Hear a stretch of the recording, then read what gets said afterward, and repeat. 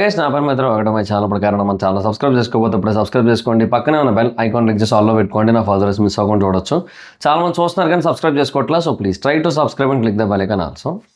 So India బేసిక్గా first మ్యాచ్లో South ఆఫ్రికాతో ఓడిపోయిన విషయం మనకు అందరికీ తెలిసిందే. సో దట్ మన రన్ రేట్ -3.8కి అయితే పడిపోయింది. సో ఆ తర్వాత ఇండియా గెలుస్తుందా లేదా తర్వాత మ్యాచ్ల సంగతి పక్కన పెడితే అసలు సెమీస్కి వెళ్తామా లేదా అనే టెన్షన్ చాలా ఎక్కువైపోయింది మనకి. ఎందుకంటే ఇప్పుడు తర్వాత జరిగే 2 మ్యాచ్లు కూడా ఖచ్చితంగా గెలిచి తీరాల్సిన పరిస్థితి అయితే నెలకొంది ఇప్పుడు. సో అలాంటి ఒక సిచ్యువేషన్లో ఇంకా ఇండియాకి సెమీస్కి చేరడానికి ఉన్న పాసిబుల్ సిచ్యువేషన్స్ ఏంటి, ఏం జరిగితే ఇండియా అసలు సెమీస్కి వెళ్తుంది, అసలు ఇండియా సెమీస్కి వెళ్ళడానికి అవకాశాలు ఉన్నాయా లేదా, సో దాని గురించి ఈ వీడియోలో కొంచెం క్లియర్గా మాట్లాడుకునే ప్రయత్నం అయితే చేద్దాం. అంటే చాలా రకాల పాసిబిలిటీస్ అయితే ఉన్నాయి, but at the same time కొన్ని ప్రాబ్లమ్స్ కూడా ఉన్నాయి. ఇప్పుడు నిన్న జరిగిన మ్యాచ్ ఏదైతే ఉందో వెస్టిండీస్ వర్సెస్ జింబాబ్వే మ్యాచ్లో వెస్టిండీస్ 100కి పైగా రన్స్ తేడాతో గెలిచింది. అరౌండ్ 107 రన్స్ అనుకుంటా గెలిచింది. సో అంత భారీగా వాళ్ళు గెలవడం వల్ల కూడా కొన్ని ప్రాబ్లమ్స్ ఎదురయ్యాయి మనకి. సో అవి కూడా చూద్దాం ఒకసారి ఏంటి పరిస్థితి అనేది. సో ఫస్ట్ ఆఫ్ ఆల్ ఇండియాకున్న పాసిబుల్ సిచ్యువేషన్స్ ఏంటి అనేది చూద్దాం. ఇండియా అసలు సెమీస్కి వెళ్ళాలి అంటే ఫస్ట్ ఆఫ్ ఆల్ ఇప్పుడు తర్వాత జరిగే 2 మ్యాచ్లు ఏవైతే ఉంటాయో ఆ రెండిట్లోని కూడా మనం గెలవాలి. ఏవి వెస్టిండీస్తో మ్యాచ్లోని గెలవాలి, జింబాబ్వేతో మ్యాచ్లోని గెలవాలి. కానీ వెస్టిండీస్తో మ్యాచ్ ఇక్కడ క్వశ్చన్ మార్క్గా మారిపోయింది. జింబాబ్వే బేసిక్గా యాస్టీస్ జింబాబ్వే లాగా ఆడింది నిన్నటి మ్యాచ్లో, వెస్టిండీస్తో మ్యాచ్లో, అందులో ప్రాబ్లం లేదు. కానీ వెస్టిండీస్ బేసిక్గా ఈ మధ్యకాలంలో ఆడుతున్న వెస్టిండీస్ లాగా ఆడలేదు, ఒకప్పుడు ఆడుతున్న వెస్టిండీస్ లాగా ఆడింది. అంటే చూడండి, వాళ్ళు బేసిక్గా బలంతో బాదుతారు, వాడితే బాల్ ఎక్కడికో వెళ్ళిపోద్ది అనమాట. అలా ఉంటుంది చూడండి వాళ్ళ బ్యాటింగ్. క్రిస్ గేల్ ఆ టైంలో ఆయరా అలా ఆడారు నిన్న.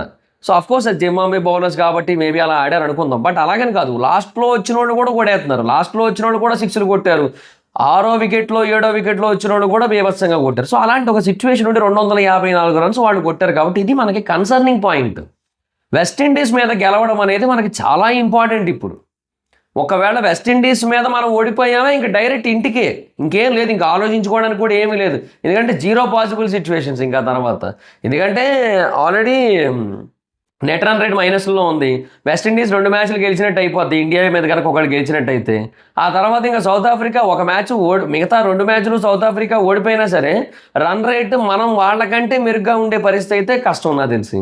సో అలాంటివి జరగదు కాబట్టి ఇంకా అప్పుడు అవ్వదు. సో ఇండియా ఖచ్చితంగా వెస్టిండీస్ మీద గెలవాల్సి ఉంటుంది.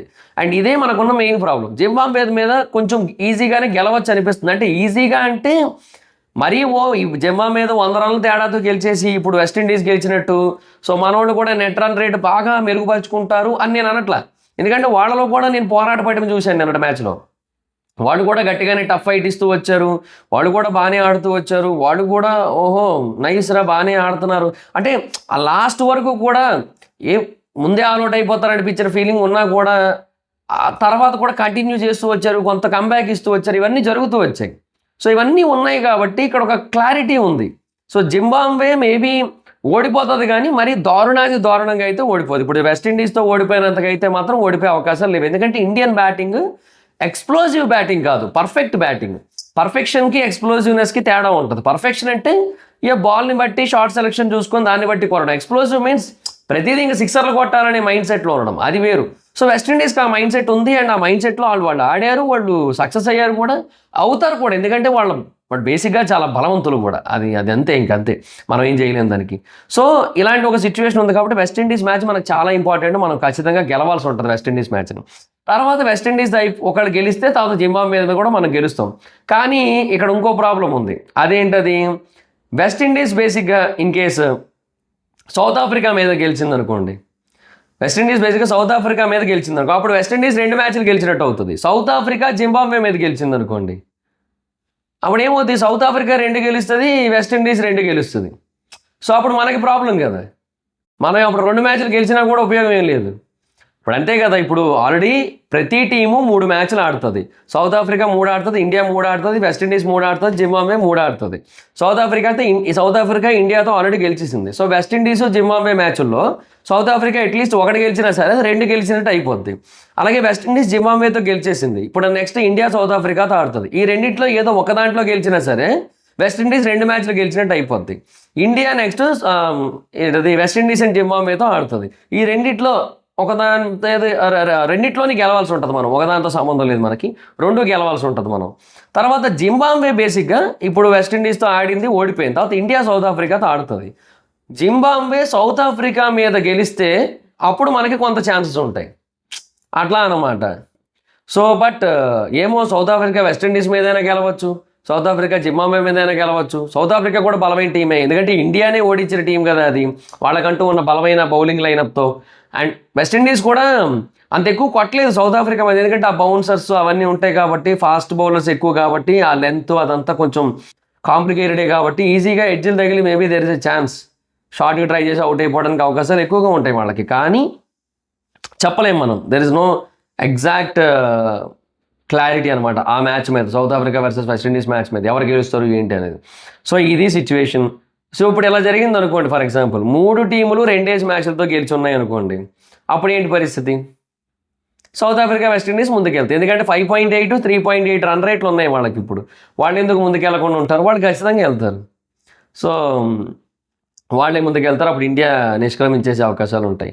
సో ఇండియా ఇప్పుడు ఈ 2 మ్యాచ్లు గెలవాలి, and south Africa or West Indies ఈ 2 టీములు కూడా తర్వాత జరిగే 2 మ్యాచ్లు ఓడిపోవాలి అంతే. ఈ రెండిట్లో ఏదో ఒక టీం, అట్లీస్ట్ ఏదో ఒక టీం అయినా సరే తర్వాత ఆడే 2 మ్యాచ్లు ఓడిపోవాల్సి ఉంటుంది. సౌత్ ఆఫ్రికా వెస్టిండీస్ జింబాబ్వేతో ఓడిపోవాలి, లేదంటే వెస్టిండీస్ ఇండియా సౌత్ ఆఫ్రికాతో ఓడిపోవాల్సి ఉంటుంది.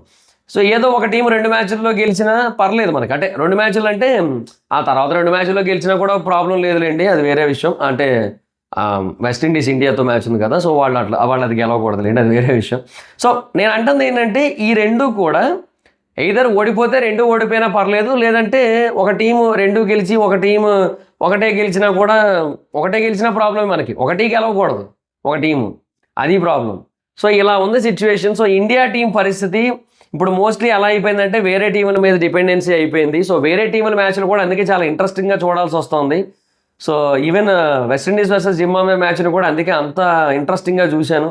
బట్ ఎప్పుడైతే వీళ్ళు 254 కొట్టారో అప్పుడే అర్థమైపోయింది, ఓకే ఇది మ్యాచ్ వెస్టిండీస్ది అని. కాకపోతే వీళ్ళు కొంచెమైనా పోరాటం ఇస్తారేమో అనుకున్నాను, ఎందుకంటే ఆస్ట్రేలియానే ఓడించిన టీం కదా అని చెప్పి. బట్ నో, కొంచెం బాగా తక్కువే పోరాటం ఇచ్చారు. పర్లేదు, బట్ ఏదో మాదిరి కొట్టారులేండి, కానీ చాలా తక్కువే కొట్టినట్టే నన్ను అడిగితే వాళ్ళు అయితే మాత్రం. సో ఇప్పుడున్న సిచ్యువేషన్లో అయితే మాత్రం ఇండియా చాలా కష్టాలు పడితే కానీ సెమీఫైనల్స్కి వెళ్ళే పరిస్థితి అయితే లేదనమాట. అండ్ ఇంకొకటి, సౌత్ ఆఫ్రికా కూడా లాస్ట్ మ్యాచ్ వరకు టెన్షన్ పడింది అనుకోండి వాళ్ళకి, మళ్ళీ అది వాళ్ళకి చాలా ప్రాబ్లం వాళ్ళకి. ఎందుకంటే వాళ్ళు ఎలాంటి వాళ్ళు అంటే లాస్ట్కి వచ్చేసరికి చోక్ చేస్తారు, ఇనీషియల్గా చాలా ఎక్స్ట్రాడినరీగా ఆడతారు, ఎరగదీస్తారు మొత్తం అంతా. వాళ్ళు లాస్ట్ టైం నెదర్లాండ్స్ మీద కూడా ఓడిపోయారు వాళ్ళు. సో అంటే లాస్ట్కి వచ్చేసరికి ఇంక ఇది గెలిస్తేనే ముందుకెళ్తారనే సిచ్యువేషన్ వస్తుంది చూసారు వాళ్ళకి. వాళ్ళు అక్కడికి వచ్చేసరికి వాళ్ళు ఆడరు, వాళ్ళు ఓడిపోతారు మ్యాక్సిమం. అంటే టెన్షన్ ఎక్కువ బిల్డ్ అయిపోద్ది వాళ్ళకి. ఈవెన్ లాస్ట్ టైం ఫినాలేలో కూడా వాళ్ళు ఓడిపోవడానికి అదే కదా రీజన్. సో ఇలాంటి ఒక మూమెంట్ అయితే ఉంది కాబట్టి, సో సౌత్ ఆఫ్రికా మేబీ తర్వాత జరిగే మ్యాచ్ల్లో 2 మ్యాచ్ల్లో ఓడిపోద్దేమో, ఏదో ఒక దాంట్లో అయినా సరే ఖచ్చితంగా అన్న ఫీలింగ్ అయితే కలుగుతుందన్నమాట.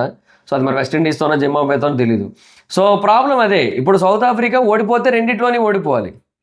అప్పుడు ఏంటి, అప్పుడు వెస్టిండీస్తోని ఓడిపోయి దీంతోని ఓడిపోయింది అనుకోండి జింబాబ్వేతోని, సౌత్ ఆఫ్రికా ఇంకా ఇంటికి వెళ్ళిపోయినట్టు. అంటే మనం 2 గెలిస్తే అప్పుడు సౌత్ ఆఫ్రికా ఇంటికి వెళ్ళిపోయినట్టు, అప్పుడు వెస్టిండీస్ మనం ముందుకు వెళ్తాం, అది బెస్ట్ ఆప్షన్ మనకి. సో బట్ సౌత్ ఆఫ్రికా ఏదో ఒక దాని మీద గెలిచి ఓ దాని మీద ఓడింది అనుకోండి, వాళ్ళు 2 మ్యాచ్లు గెలిచినట్టు అవుతుంది. అప్పుడు వాళ్ళు ఓడిపోయింది సౌత్ ఆఫ్రికా వాళ్ళు ఓడిపోయింది వెస్టిండీస్ చేతుల్లో అనుకోండి, వెస్టిండీస్ 2 మ్యాచ్లు గెలిచినట్టు అవుతుంది. అప్పుడు వాళ్ళిద్దరూ ముందుకు వెళ్ళిపోతారు, ఇండియా ఆగిపోద్ది సూపర్ 8 స్టేజ్లోని. సో ఇది కొంచెం పెద్ద సమస్య అప్పుడు మనకి. సో ఇండియా వరల్డ్ కప్ గెలవాలనే కదా అందరం కోరుకుంటున్నాం ఇప్పుడు. ఎందుకంటే ఇండియా ఇప్పుడున్న ఫామ్ ఏదైతే ఉందో, ఇండియా ఇప్పుడున్న పొజిషన్ ఏదైతే ఉందో, చాలా మంచి పొజిషన్, చాలా మంచి ఫామ్, బెటర్ ప్లేయర్స్ ఉన్నారు, బెటర్ సిచ్యువేషన్స్ ఉన్నాయి, అన్నీ ఉన్నాయి. బీసీసీఐ ఈజ్ నెంబర్ 1, ఇలా ఇదంతా ఉంది. సో ఇలాంటి ఒక సిచ్యువేషన్లో మనం ఇంకా గెలుస్తూ వెళ్తూ ఉంటే చాలా బాగుంటుంది. 2024లో గెలిచాం మనం T20 వరల్డ్ కప్, అలాగే ఛాంపియన్షిప్ ట్రోఫీ గెలిచాం, అన్నీ గెలుస్తూ వస్తున్నాం మనం మెల్లిమెల్లిగా. సో అలాగే ఇది కూడా గెలవాలి, ఖచ్చితంగా గెలవాలి, గెలిచి తీరాలి. అండ్ అలాగే ముందుకెళ్తే బాగుంటుందని అయితే అందరికీ ఉంది. బట్ యాజ్ ఆఫ్ నో ఇండియాకు ఉన్న సెమీ సిచ్యువేషన్స్ అయితే మాత్రం కొంచెం ఇబ్బందికరంగా ఉన్నాయి. అంటే వేరే టీముల మీద ఆధారపడాల్సిన పరిస్థితి వచ్చింది. బికాస్ ఫస్ట్ మ్యాచ్ -3.8 రన్ రేట్తో ఓడిపోవడం వల్ల అది అక్కడ వచ్చిన మెయిన్ సమస్య అంతా కూడా. సరే మరి చూద్దాం మరి ఏం చేస్తారో. అట్లీస్ట్ ఈ మ్యాచ్లో అయినా సరే అందరు ప్లేయర్స్ కంబ్యాక్ ఇవ్వాలని అయితే కోరుకుందాం. చూడాలి మరి ఇంకా. So eagerly waiting for the match. So మనం యాక్చువల్గా మ్యాచ్ రివ్యూస్ అన్నీ కూడా అంటే ఇండియా మ్యాచ్ రివ్యూస్ అన్నీ కూడా అందులో చేస్తున్నాం. మా ఇద్దరు IPL and Bigg Boss reviews ఛానల్లో చేస్తున్నాం యాక్చువల్లీ. అంటే దాంట్లో ఐపీఎల్ రివ్యూస్ మెయిన్గా మ్యాండేటరీగా ఉంటాయి. బట్ ఇవి కూడా చేస్తున్నాను అనమాట, మ్యాచ్ రివ్యూస్ కూడా చేస్తున్నాను ఇండియావి. ఎందుకంటే T20 వరల్డ్ కప్ అండ్ చాలా ఇంపార్టెంట్ కూడా కాబట్టి. సో ఇట్లా ఇండియా మ్యాచెస్ వరకు మాత్రమే చేస్తాను అందులో. సో ఆ తర్వాత ఐపీఎల్ రివ్యూస్ అయితే ఉంటాయి అండ్ బిగ్ బాస్ టైంలో బిగ్ బాస్ రివ్యూస్ ఉంటాయి. బట్ బిగ్ బాస్ టైంలో ఇండియా మ్యాచెస్ ఉంటాయి మటుకు ఇంకా నేను ఏం చేయలేను మరి. ఆ టైంలో మ్యాచ్ రివ్యూస్ ఉండవు. సో నాన్ బిగ్ బాస్ టైంలో match reviews and IPL reviews ఉంటాయి. బిగ్ బాస్ టైంలో బిగ్ బాస్ రివ్యూస్ ఉంటాయి ఆ ఛానల్లో. సో వెళ్ళి చూడడానికి ట్రై చేయండి. వీలైతే ఈ వీడియోకి దానికి కొలాబరేషన్ పెట్టడానికి ట్రై చేస్తాను ఆ ఛానల్ని. సో దాన్ని కూడా సబ్స్క్రైబ్ చేసుకోండి. So that's guys, this the video మీకు నచ్చితే లైక్ చేసి వీడియోని షేర్ చేయనప్పుడు కైనా మన ఛానల్ సబ్స్క్రైబ్ చేసుకోకపోతే ఇప్పుడు సబ్స్క్రైబ్ చేసుకోండి. పక్కనే ఉన్న బెల్ ఐకాన్ క్లిక్ చేసి ఆల్లో పెట్టుకోండి. నా ఫర్దర్ మిస్ అవ్వకుండా చూడొచ్చు. చాలా మంది చూస్తున్నారు కానీ సబ్స్క్రైబ్ చేసుకోవట్లేదు. So please try to subscribe click the bell icon also. Next time కూడా మాత్రం అక్కడ వచ్చి ఫాలో అవచ్చు. Thank you so much. బాగా మీటర్ నెక్స్ట్ వీడియో. బాయ్.